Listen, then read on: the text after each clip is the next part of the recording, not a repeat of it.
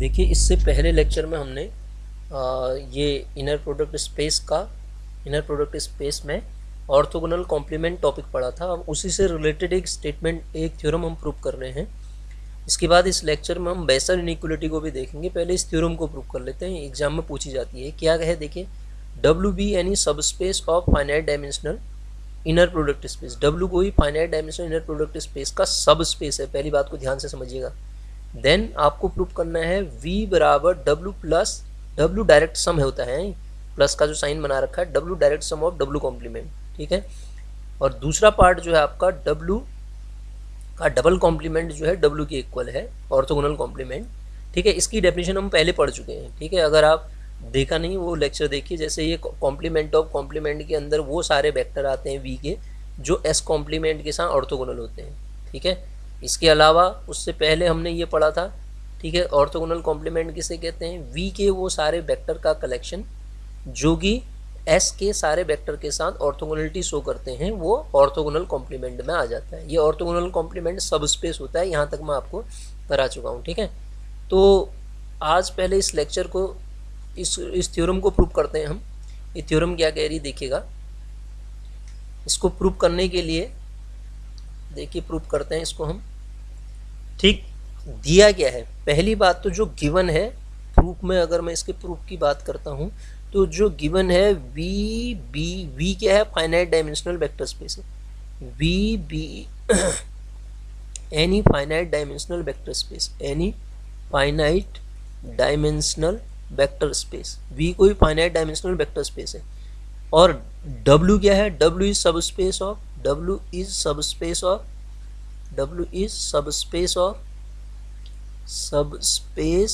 Of V। तो इसका direct मतलब ये नहीं हुआ कि W भी फाइनाइट डायमेंशनल होगा। This implies W is also finite dimensional vector space. ये हमने पढ़ रखा लीनियर अलजेब्रा में बीएससी वाले पार्ट में। अगर आप देखना चाहते हैं तो पैरेलली में बीएससी के लेक्चर भी चला रहा हूँ, उसमें पूरी ये सारी थ्योरम्स में करा रहा हूँ, ठीक है। तो वहाँ देख सकते हैं आप, ठीक है, बीएससी वाले पोर्शन में। तो ये क्या हो गया, W इज सब स्पेस ऑफ V। W जो हो जाएगा सब स्पेस हो जाएगा किसका, फाइनाइट डायमेंशनल वेक्टर स्पेस है तो W सब स्पेस है V का, तो W भी क्या हो जाएगा, finite dimensional. W is also finite dimensional vector space हो जाएगा, ठीक है। सब स्पेस है ना, तो सब स्पेस तो वेक्टर स्पेस होगा ही होगा। मान लेते हैं डायमेंशन है, डायमेंशन का मतलब फाइनाइट डायमेंशन का मतलब तो समझते हैं यार, डायमेंशन ऑफ V हम मान लेते हैं कितनी है, n है, मतलब इसकी बेसिस सेट में नंबर ऑफ एलिमेंट n है। और dimension of W is equal to क्या मान लेता हूँ मैं, m कंसिडर कर लेता हूँ, ठीक है। Dimension W is equal to m consider कर लेता हूँ। अब आपको पता है कि डायमेंशन आपके पास डायमेंशन W की m है, तो इसकी बेसिस सेट में तो फाइनाइट डायमेंशनल वेक्टर स्पेस है, तो उसकी there exist a basis for every finite dimensional vector space हमने पढ़ रखी थ्योरम। तो इसकी भी एक बेसिस होगी, जिस बेसिस को मैं B1 कंसिडर कर लेता हूँ, उसमें कुछ नंबर ऑफ एलिमेंट होंगे। कितने होंगे उसकी बेसिस में, नंबर ऑफ एलिमेंट m होंगे, पक्का m होंगे। इस बात को समझिएगा आप। डेफिनेशन कहती है α1, α2, अप टू एन सोन अल्फा m वेक्टर्स किसकी बेसिस में होंगे, ये W की बेसिस में m नंबर ऑफ वेक्टर होंगे, क्योंकि डायमेंशन आपने उसकी क्या ले रखी है, m ले रखी है। और इस बात को समझिएगा कि वेक्टर स्पेस का प्रत्येक वेक्टर, ध्यान से सुनिएगा, वेक्टर स्पेस का प्रत्येक वेक्टर उसकी बेसिस के एलिमेंट्स का लीनियर कॉम्बिनेशन होता है। उसके बेसिस के एलिमेंट्स का लीनियर कॉम्बिनेशन होता है। अब मैं क्या करता हूँ, V में से एक वेक्टर उठाता हूँ, beta any element of V। तो बीटा मैंने कोई V का एलिमेंट उठाया और इससे गामा कंसिडर किया। Let gamma is equal to, ये W के जो मेंबर होंगे V में तो होंगे ही होंगे, उसमें कोई दिक्कत ही नहीं है। Gamma is equal to beta minus, ये वेक्टर याद रखना पड़ेगा आपको, summation I is equal to 1 to m beta comma alpha I लिख सकते हैं बिल्कुल। ऐसा एक वेक्टर ये V में होगा ही होगा, हम गामा ऐसा कंसिडर कर लेते हैं, ठीक है। गामा ऐसा कंसिडर कर रहे हैं, ये वेक्टर तो डेफिनेटली V में होगा, कोई डाउट नहीं है कि नहीं होगा। ठीक है, this gamma always belongs to V, gamma V में होगा।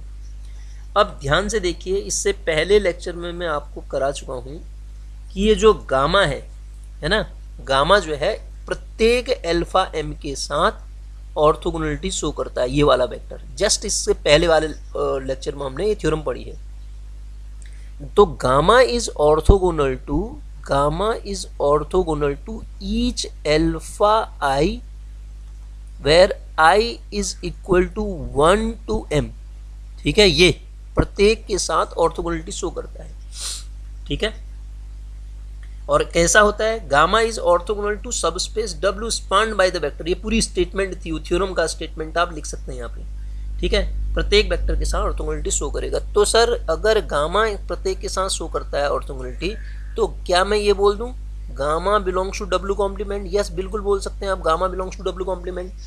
गामा जो हो जाएगा आपका W कॉम्प्लीमेंट में हो जाएगा। ऑल्सो इस बात को समझिएगा आप, ऑल्सो गामा W कॉम्प्लीमेंट में क्यों होगा? क्योंकि W कॉम्प्लीमेंट की डेफिनेशन ही यही है कि V के, ये गामा V का मेंबर है, V के प्रत्येक मेंबर का V के उन मेंबर्स का कलेक्शन जो S के सारे एलिमेंट के साथ ऑर्थोगोनलिटी शो करते हैं तो S कॉम्प्लीमेंट में आते हैं।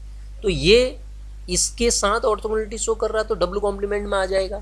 W की बेसिस है तो W कॉम्प्लीमेंट में तो आ ही जाएगा, W का ही तो सबसेट है वो जो है W का ही सबसेट है।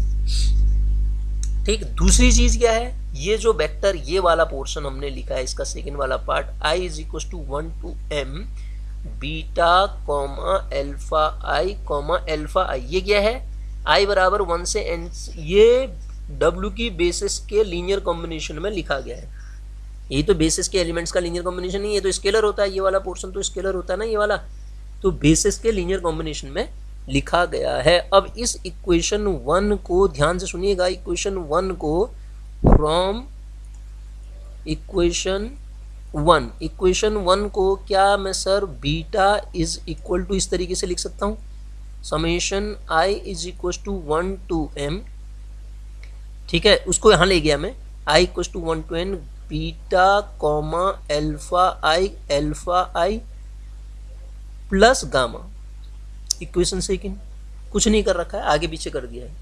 ठीक है, गामा के फॉर्म में लिख दिया। ठीक, अब आप समझ रहे हैं इस बात को कि आपके पास ये जो पोर्शन मिला, इसको आपने क्या किया, इस तरीके से लिख दिया, इस तरीके से। ये वेक्टर आपका W कॉम्प्लीमेंट का है। गामा किसका है आपका, ये V का प्रत्येक वेक्टर, आपने बीटा को इस तरीके से लिखा ना, बीटा इज इक्वल टू क्या लिखा, beta is equal to this plus this. तो V का प्रत्येक वेक्टर आप इस तरीके से नहीं लिख पा रहे हैं, V इज इक्वल टू ये क्या है आपका W कॉम्प्लीमेंट है, और वो किसका, गामा किसका मेंबर उठा रखा आपने, गामा जो मेंबर उठाया था, गामा को देखिए, गामा जो मेंबर आपने लिख रखा है, गामा मेंबर किसका गामा W आगे पीछे कर दिया मैंने, गामा W कॉम्प्लीमेंट में है। यहाँ देखिए ना, gamma belongs to W complement, यहाँ लिखा तो है, गामा W कॉम्प्लीमेंट का मेंबर है, आगे पीछे लिख दिया, इसको सही कर देते हैं, कंफ्यूजन ना हो जाए, इसलिए इसको मैं सही तरीके से लिख देता हूँ।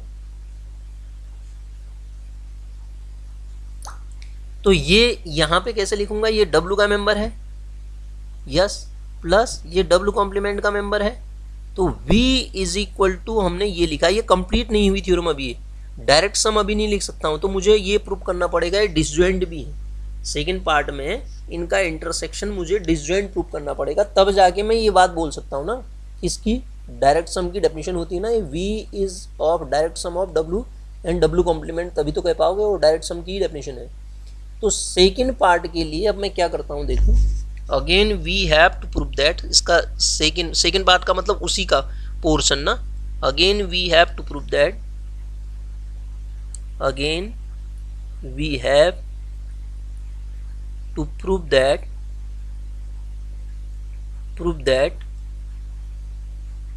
क्या प्रूव करना है कि ये W और W कॉम्प्लीमेंट डिसजॉइंट सबस्पेस को शो करते हैं, ऐसा, यही तो डिसजॉइंट सबस्पेस है। तो उसके लिए हमने क्या कहा, अल्फा एक मेंबर लेता हूं सर मैं W में, ठीक है, अल्फा एक मेंबर लेता हूं W इंटरसेक्शन W कॉम्प्लीमेंट में। तो इसका डायरेक्ट मीनिंग यही हुआ कि जो एल्फा होगा डब्लू में भी होगा, एल्फा जो होगा डब्लू कॉम्प्लीमेंट में भी होगा। अब ध्यान से सुनिएगा, एल्फा डब्लू कॉम्प्लीमेंट में है since alpha belongs to W complement. अगर आपका एल्फा डब्लू कॉम्प्लीमेंट में है तो डब्लू के प्रत्येक वेक्टर के साथ ऑर्थोगोनल होगा। This implies this alpha is orthogonal to each vector of W. तो सर डब्लू के प्रत्येक वेक्टर के साथ ऑर्थोगोनल होने का मीनिंग यही तो हुआ कि ये एल्फा के साथ भी ऑर्थोगोनल होगा। अब ये एल्फा के साथ ऑर्थोगोनल है तो हम नॉन नेगेटिविटी टॉपिक पढ़े थे इनर प्रोडक्ट स्पेस में, ये तभी होता है जब एल्फा बराबर 0 वेक्टर होता है। तो एक वेक्टर आपने इनके इंटरसेक्शन में उठाया, वो वेक्टर कॉमन वेक्टर 0 आ गया, तो इससे ये वाली लाइन प्रूव हुई नहीं हुई? बिल्कुल प्रूव होगी। तो इन दोनों को यदि मैं कंबाइन कर दूं तो मुझे क्या मिल जाएगा? अब जो स्टेटमेंट प्रूव करना था मुझे, W direct sum of W complement is equal to V जो है W और W कॉम्प्लीमेंट का डायरेक्ट सम है, इससे मुझे ये मिल जाएगा, ये थ्योरम मेरी प्रूव हो जाएगी। ठीक है, तो इस तरीके से हम स्टेटमेंट को प्रूव करेंगे। अब आते हैं इसके सेकेंड वाले पार्ट पे। एक और पार्ट भी है ना, उस वाले पार्ट को भी प्रूव करते हैं। इसका सेकेंड वाला पार्ट क्या है? उसका हमें प्रूव करना है again W double complement is equal to W prove करना है। ठीक है, ये तो पार्ट आसान है, करते हैं इसको। जरा सा डायमेंशन का यूज करेंगे, फाइनाइट डायमेंशनल हमें दिया है, तो डायमेंशन का यूज करके हम इस पार्ट को भी ढंग से कर सकते हैं। देखिए सॉरी, देखिएगा सेकेंड वाले पार्ट के लिए, since W is subspace, W is subspace finite dimensional vector space V का सबस्पेस है W, और हमने प्रूव कर रखा है जो W कॉम्प्लीमेंट होता है is also a subspace, is also subspace. ये भी क्या होता है? सबस्पेस होता है, कोई डाउट नहीं, ये भी क्या होता है? एक सबस्पेस होता है। तो W और W कॉम्प्लीमेंट दोनों के दोनों क्या हुए? सबस्पेस हैं। ठीक, और हमने ऊपर ये प्रूव किया कि V इज इक्वल टू क्या है? W direct sum W complement. ठीक, V क्या है? इन दोनों का डायरेक्ट सम है। किस किस का? W और W कॉम्प्लीमेंट का डायरेक्ट सम है। तो हमने एक थ्योरम पढ़ रखी है BSc में, तो डायमेंशन ऑफ V जो हो जाती है dimension of W plus dimension of W complement हो जाती है। इक्वेशन ए डाल देता हूँ उसमें, ये मैं अपने मन से नहीं कह रहा हूँ, डेफिनेशन है ये। ठीक है, ये थ्योरम हमने प्रूव कर रखी है। अब यहाँ से dimension of V is equal to, यदि मैं आपसे कहूँ डायमेंशन ऑफ, ये एक पार्ट है, अभी ये अपॉन में मत समझ लीजिएगा अब इसको। ठीक है, ये एक पार्ट है। दूसरा पार्ट डायमेंशन ऑफ, यदि मैं इंटरचेंज कर दूं इसको इससे, dimension of W double complement, आप जानते हैं दोनों के दोनों सब स्पेस होते हैं। तो सर यहाँ से इक्वेशन B ले लीजिए, इन दोनों को जब कंबाइन में कराता हूँ तो कंबाइन करा के मुझे क्या मिल जाती है? डायमेंशन ऑफ W जो मिल जाएगी वो किसके बराबर हो जाएगी? Dimension of W double complement के। कैसे हुई है? इन दोनों को कंपेयर कराना, लेफ्ट हैंड साइड इक्वल है तो राइट हैंड साइड भी इक्वल होगी। ठीक है, ये पार्ट हो गया। अब मुझे दोनों को बराबर प्रूव करने के लिए पहले मैंने डायमेंशन प्रूव कर लिया, फिर सेकंड पार्ट के लिए एल्फा एक मेंबर लेता हूं, मैं बराबर प्रूव करना ना, एल्फा एक मेंबर लेता हूं W का। ठीक है, मुझे ये प्रूव करना पड़ेगा ना कि W जो है contain in W double complement. अगर इतना प्रूव कर देते हैं तो बराबर हो जाएगा, डायमेंशन भी बराबर है।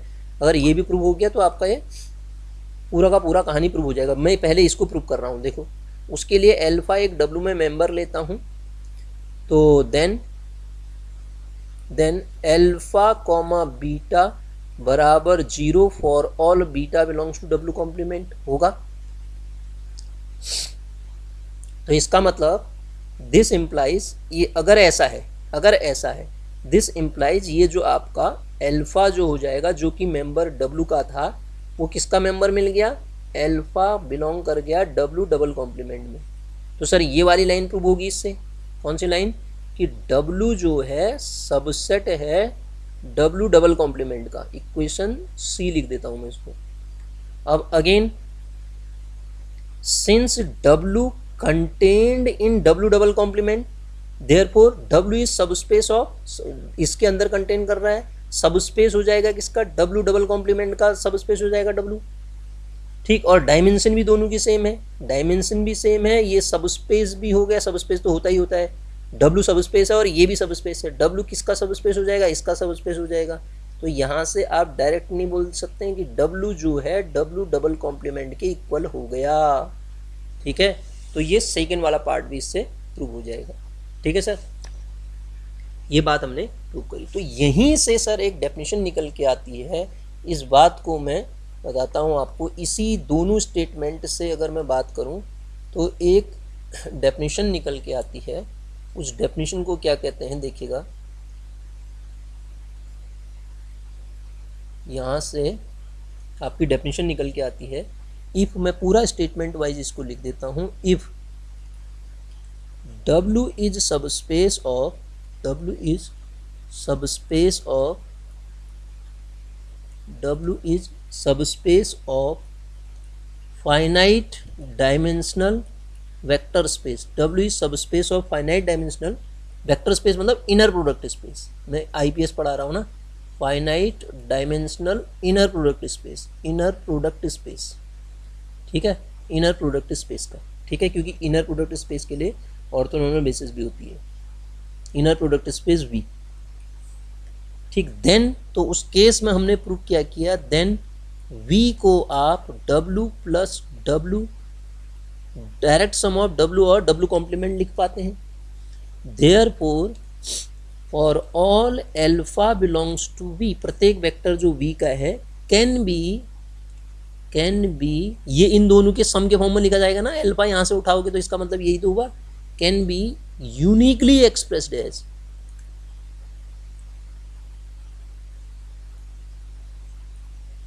Uniquely expressed as, uniquely expressed as कैसे, alpha is equal to alpha 1 plus alpha 2, इस तरीके से आप एक्सप्रेस कर सकते हैं। ठीक है, वेर जहाँ पे ये जो एल्फा 1 है ये बिलोंग करेगा W में, और एल्फा 2 जो बिलोंग करेगा W कॉम्प्लीमेंट में बिलोंग करेगा। एल्फा 2 किस में बिलोंग करेगा, W कॉम्प्लीमेंट में बिलोंग करेगा। तो alpha 1 and alpha 2 are then called, ये पढ़ाना चाह रहा हूँ मैं आपको। तो उस केस में एल्फा 1 और एल्फा 2 क्या कहलाएंगे, इसलिए पूरा लिखा मैंने आप, then alpha 1 and alpha 2 are called क्या कहलाते हैं ये, ऑर्थोगोनल प्रोजेक्शन ऑफ एल्फा, किसके, orthogonal projection of, orthogonal projection of alpha, alpha के ऑर्थोगोनल प्रोजेक्शन में कहलाएंगे। ठीक है, on the subspace W and W complement. ठीक है, ये दो वेक्टर इस तरीके से डिनोट होते हैं। ठीक, इस बात को आप समझिएगा और ध्यान में भी रखिएगा। ठीक है, आगे यूज करेंगे हम इसका।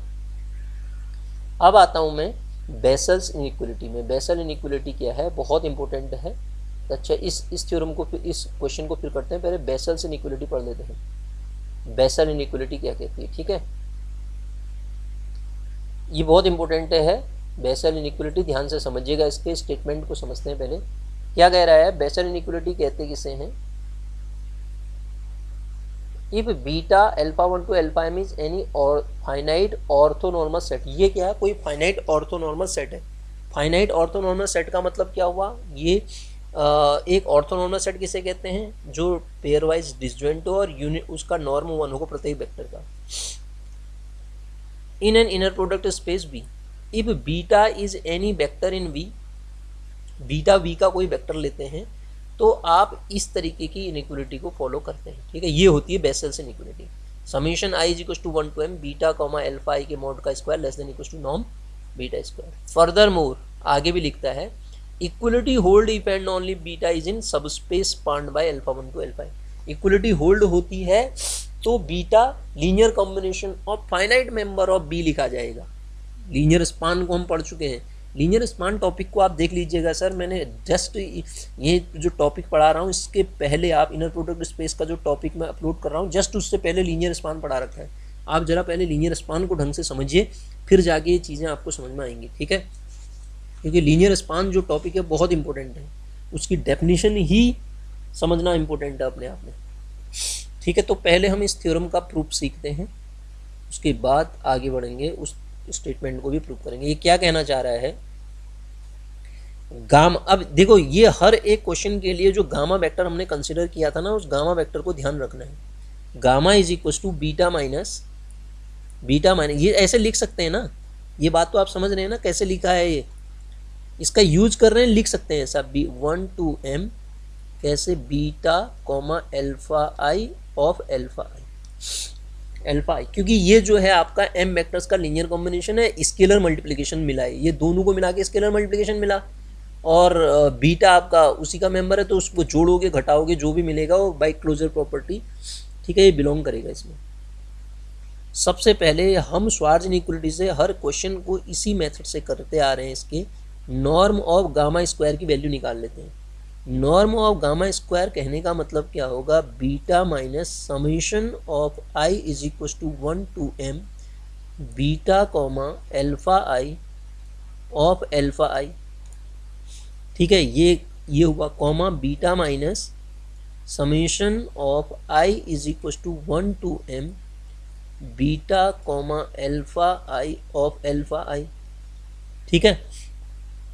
इसमें लीनियरिटी प्रॉपर्टी लगाना मैं साइड पे समझाता हूँ आपको, यहाँ डायरेक्ट लिखूंगा मैं, जैसे देखिए क्या लगाऊंगा पहले, beta minus summation of I is equal to 1 to m beta comma alpha I of alpha I, comma इसी चीज़ को दोबारा लिख रहा हूँ, beta minus summation I is equal to 1 to m beta comma alpha I of alpha I. तो ये a alpha plus B beta a of alpha comma beta minus ये a alpha plus b beta comma gamma, ये पूरा हो जाएगा, beta minus क्या आएगा बताइएगा, समेशन ये पूरा portion beta comma alpha I of alpha I. इसी प्रकार फिर माइनस का ये बाहर आएगा, ये वाला पोर्शन फिर इसमें भी लगेगा, एक में लगाना बता रहा हूँ मैं। दूसरे वाले में ध्यान दीजिएगा, जब दोबारा आप वो बार वाली प्रॉपर्टी लगाओगे ना, अब यहाँ बार वाली प्रॉपर्टी लगेगी सर, कौन सी थी वो, alpha comma A beta plus B gamma को हम कैसे लिख सकते हैं, A bar of alpha comma beta plus B bar of alpha comma gamma लिख सकते हैं ना। तो इसी प्रकार यहाँ ए, अब ये ए ज़रूरत नहीं है यहाँ पे, बीटा कॉमा बीटा होगा, ए बार मतलब इसका बार 1 आएगा, फिर ये वाला टर्म आएगा। तो मैं डायरेक्ट अगर इसको लिखता हूँ, 2 बार लीनियरिटी प्रॉपर्टी इसमें लगेगी, इस बात को ध्यान दीजिएगा, मैं बार बार करा चुका हूँ इसको पहले भी। तो ये बीटा कॉमा बीटा अब मैं डायरेक्ट लिख रहा हूँ सर, माइनस समेशन ऑफ, इसमें तो कोई दिक्कत नहीं है, I is equal to 1 to m, ये क्या है आपके पास, beta comma alpha I of alpha I comma beta, फिर माइनस का सेकेंड वाले पार्ट में जब लगाओगे बार वाली प्रॉपर्टी, इसको मिटा रहा हूं हमें,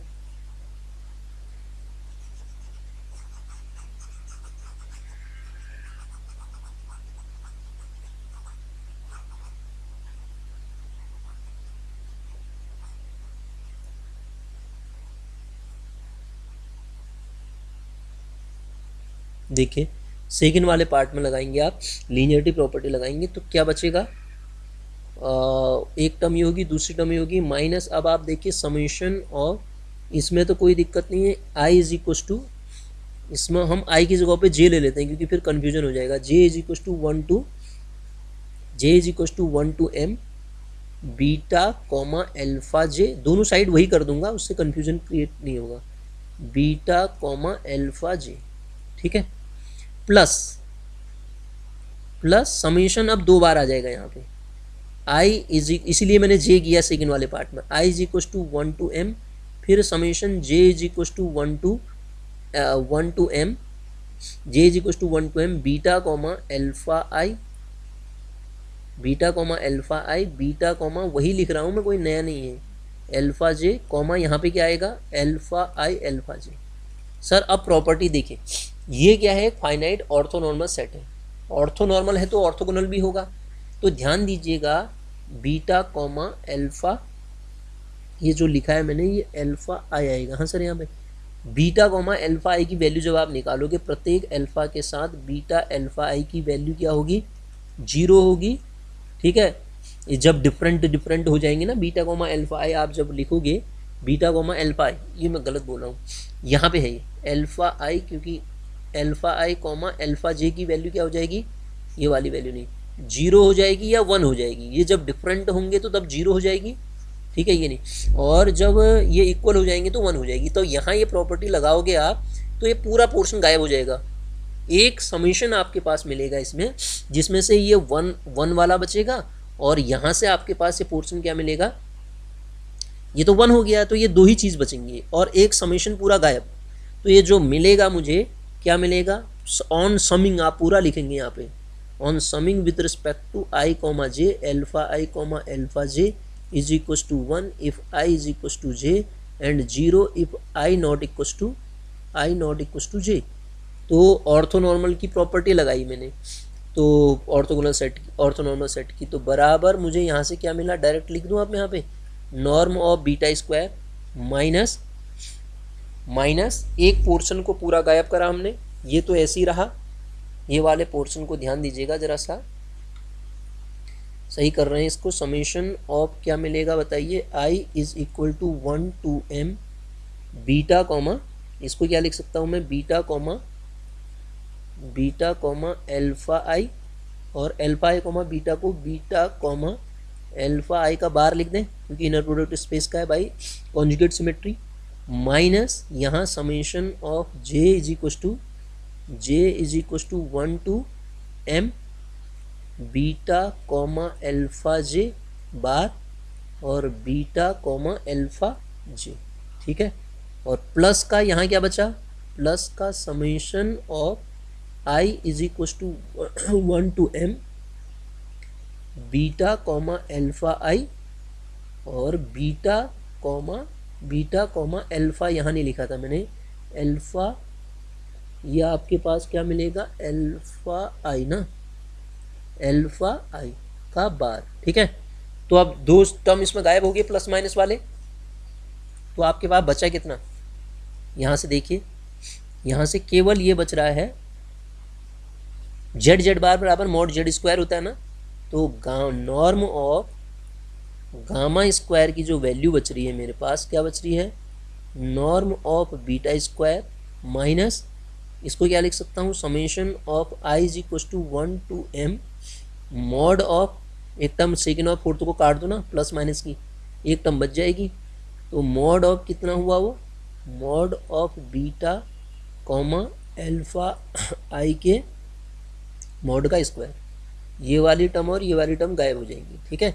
अब यहाँ पे जे की जगह पे आई लिखो कोई फर्क नहीं पड़ेगा, क्योंकि तो हमने नोटेशन में कंफ्यूजन क्रिएट ना हो इसलिए लिखा था।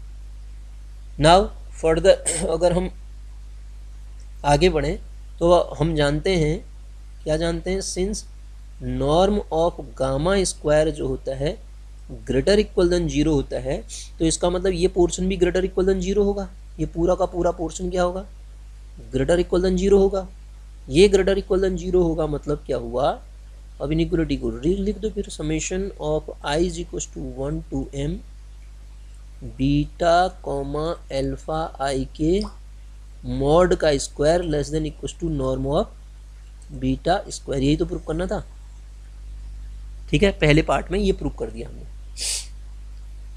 ठीक है। देखिए पहले पार्ट में हमें बेसल इनइक्वलिटी में यही प्रूव करना था। फर्दर मोर कह रहा है सेकेंड वाले पार्ट में, इसके सेकेंड वाले पार्ट को भी प्रूव करना है, उसको कैसे करें देखिए, उसको भी कराता हूँ मैं आपको।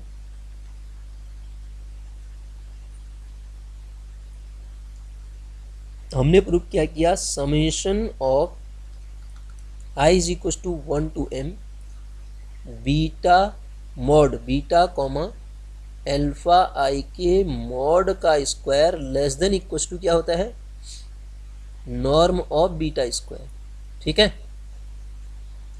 अब इक्वलिटी होल्ड हो जाए, इक्वलिटी होल्ड होती हो तो उस केस में summation of I is equal to 1 to m mod of beta comma alpha i का स्क्वायर बराबर नॉर्म ऑफ बीटा स्क्वायर, मतलब ये इक्वलिटी होल्ड होने पे। तो इसका मीनिंग क्या हो जाएगा, इसका मीनिंग हो जाएगा नॉर्म ऑफ गामा स्क्वायर जो है वो जीरो हो जाएगा। ये तभी होता है जब गामा बराबर जीरो वेक्टर होता है। गामा बराबर जीरो वेक्टर होते ही क्या आप ये बीटा को, जो गामा इज इक्वल टू जो लिखा था, गामा बराबर क्या था आपका, गामा बराबर बीटा माइनस समथिंग था ना, beta minus summation of I is equal to 1 to m beta comma alpha I of alpha i था। तो गामा जीरो हुआ तो क्या मैं बीटा को ऐसा लिख दूं, summation of I is equal to 1 to m beta comma alpha I of alpha i. देखिए ये आई 1 से m तक है, beta belongs to L S हो गया सर। ये एल एस का मतलब क्या होता है, v के जो s के फाइनाइट मेंबर्स का लीनियर कॉम्बिनेशन के फॉर्म में आप इस बीटा को लिख पा रहे हो, तो इक्वलिटी होल्ड होने पे ऐसा हो जाएगा। ये तो इफ एंड ऑन लीव कह रहा है, इसका सफिशिएंट नेसेसरी पार्ट ये हो गया।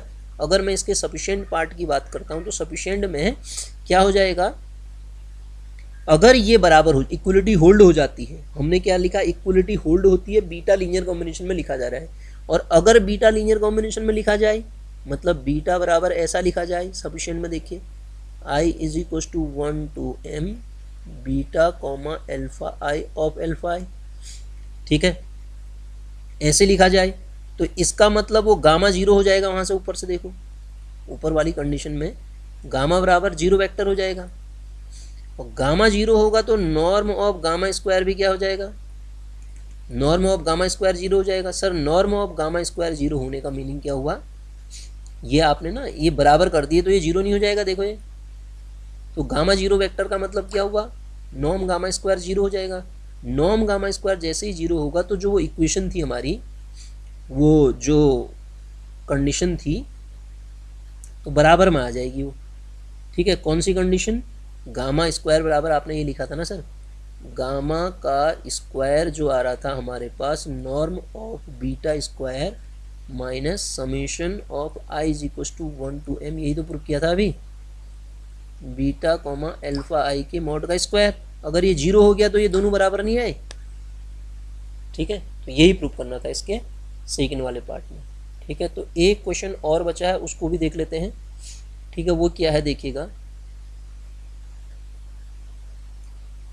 ये है वो क्वेश्चन, इसको भी कर लेते हैं। मैं क्या कहना चाह रहा है, prove that alpha beta are real inner product space. Sir ये जो कंडीशन होगी ना रियल में ही होगी, ध्यान दीजिएगा, कॉम्प्लेक्स आने में इसमें क्या दिक्कत होगी वो भी देखते हैं। ये कह रहा है alpha beta are vector, alpha and beta vector हैं रियल इनर प्रोडक्ट स्पेस के, orthogonal if and only if, इतना। तो जरा सा हम पहले इस इनइक्वलिटी को जरा सॉल्व कर रहे हैं। एल्फा और बीटा कोई दो वेक्टर उठाते हैं, B vector in real inner product space, इससे real IPS, real inner product space के दो वेक्टर मैंने उठाए alpha beta, such that norm of alpha plus beta का स्क्वायर निकालिए, क्या मिलेगा, लीनियरिटी प्रॉपर्टी से alpha plus beta comma alpha plus beta, इसको बार बार हम देख चुके हैं, तो क्या आ जाएगा ये बताइए, alpha comma alpha plus alpha comma beta, फिर आएगा प्लस बीटा कॉमा एल्फा, और बीटा कॉमा एल्फा प्लस ये मिल जाएगा beta comma beta. Real inner product space है, norm of alpha square plus ये 2 टाइम एल्फा बीटा मिलेगा, क्योंकि रियल इनर प्रोडक्ट स्पेस में एल्फा बीटा बराबर बीटा एल्फा होता है। ये क्या मिल जाएगा, नॉर्म ऑफ बीटा स्क्वायर, ठीक है सर। ये मिला मुझे इक्वेशन, और 2 एल्फा बीटा बराबर इतना, ये यही चीज़ तो आ जाएगी, इक्वेशन ए मान लेता हूँ। ये किसकी वैल्यू मिली मुझे, norm of alpha plus beta square की वैल्यू। अब कंडीशन देखिए, alpha beta, if alpha comma beta are orthogonal, वो यही तो कह रहा, देखिए इफ एंड ओनली कह रहा ना, मैं नेसेसरी पार्ट को बता रहा हूँ आपको। एल्फा बीटा आर ऑर्थोगोनल, तो इसका मतलब एल्फा बीटा बराबर जीरो होगा। जैसे ही एल्फा बीटा जीरो रखेंगे तो आपको ये मिल जाएगा ना, norm of alpha plus beta का स्क्वायर जो हुआ बराबर कितना मिल गया, बराबर norm of alpha square plus norm of beta square के बराबर मिल गया। अब सफिशिएंट में जाता हूँ, अगर ये दोनों बराबर हो गए, अगर ये दोनों बराबर हुए, क्या बराबर हुए, norm of alpha plus beta का स्क्वायर बराबर आपके पास norm of alpha square plus norm of beta square हुआ, तो आपके पास उसी इक्वेशन का, इक्वेशन 1 में इनको जब आप बराबर रखोगे तो यहाँ से दिस इम्प्लाइज आपको क्या मिलेगा, 2 टाइम अल्फा कॉमा बीटा बराबर 0। 2 टाइम अल्फा बीटा 0 का मतलब क्या हुआ, अल्फा कॉमा बीटा बराबर 0। इसका मतलब क्या हुआ, alpha orthogonal to beta. Sufficient part भी हो गया इसका प्रूफ। ठीक है, क्या है ये आपको दिख रहा ना, पाइथागोरियन थ्योरम तो है, पाइथागोरियन थ्योरम कहते हैं इसको। ज्योमेट्रिकल एक्सप्रेशन भी कर सकते हैं ट्राइंगल बना के, बी पार्ट को राइट एंगल ट्राइंगल बना के, तो ए सी का स्क्वायर बराबर, इस तरीके से भी कर सकते हैं आप इसको, ज्योमेट्रिकली इंटरप्रेटेड भी कर सकते हैं। लेकिन कॉम्प्लेक्स इनर प्रोडक्ट स्पेस में सर ऐसा नहीं होगा। कॉम्प्लेक्स इनर प्रोडक्ट स्पेस में केवल ये नेसेसरी कंडीशन देगा, क्योंकि जब आप अल्फा बीटा और इसको जब लिख रहे होंगे ना, ये नहीं लिख पाएंगे ना वहाँ पे, अल्फा बीटा, इसको अल्फा बीटा में कन्वर्ट करेंगे वहाँ पे, तो ये अल्फा बीटा का बाहर आ जाएगा, मतलब उस चीज़ को आप 2 टाइम रियल पार्ट ऑफ क्या लिख देंगे, अल्फा कॉमा बीटा लिख देंगे। ठीक है, तो नेसेसरी पार्ट में तो ठीक है, अगर अल्फा बीटा ऑर्थोगोनल हैं तो ये बराबर हो जाएंगे, ये अल्फा बीटा 0 हो जाएगा। लेकिन इफ की कंडीशन जब इनको बराबर लोगे तो real part of alpha beta बराबर 0 का ये मतलब नहीं है, 2 time real part of alpha beta 0 का ये मतलब नहीं है कि real part of alpha beta भी 0 हो जाएगा। ठीक है, तो उस स्पेस में ये खाली ओनली कंडीशन बन जाती है, नेसेसरी कंडीशन बन जाती है, सफिशिएंट वाला पार्ट नहीं हो पाएगा। ठीक है, बाकी आप जरा सा बुक से देख के खुद भी इसको कोशिश करिए करने की। ठीक है, इतना करते हैं, इसके बाद अगले लेक्चर में मिलेंगे इसके।